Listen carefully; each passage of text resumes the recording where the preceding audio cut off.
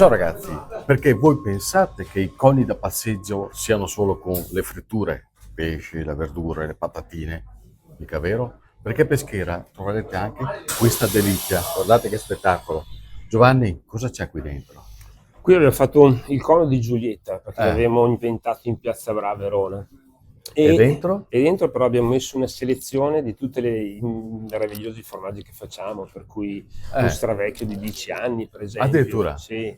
Mettiamo un Monteveronese di Malga, un Monteveronese giovane, i formaggi speziati, erba cipollina, peperoncino, pepe, cioè dare anche il colore, il mitico giallo-blu. Che Siamo a roba. Verona. Cioè, cazzo, questo è un erborinato, per cui un formaggio verde con la muffa, Con la come vai. gorgonzola, no? Fantastico, E poi fantastico. abbiamo anche un altro interessante. Questo colorato? Questo colorato non è l'ubriaco classico, ma è proprio Eh. un formaggio dove abbiamo messo il vino nel latte.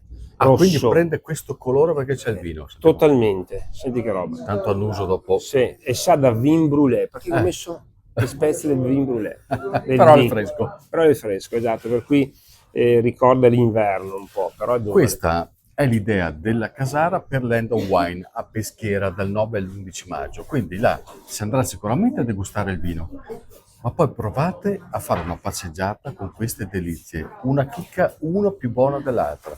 Un'idea originale, simpatica, che voi avete già collaudato. Certo. vero? Piace alle persone. Eh sì, in piazza è l'ideale. Non Eccola. serve nessuna sedia. No, anche perché il formaggio dà carica, capito? Ragazzi, guardate le casette, cercate la Casara e selezionate, andate a prendervi questo cono a passeggio, che è fantastico. Adesso, visto che infatti, Maniamoli. insomma, Uno che neanche a parmiti. Ho fatto due, fatto Ecco. due apposta, era qua. voglio bene a quest'uomo. Ciao ragazzi, a Peschiera all'End of Wine. Buon appetito. Ma qua parto con questo, con fresco. Sì, esatto. Bravo. E dopo si sembra dimenticare di dire che sì, che sotto il più vecchio per arrivare è sempre più giovane, ma comunque dai. Insomma. L'avevo detto. Sì? Bella.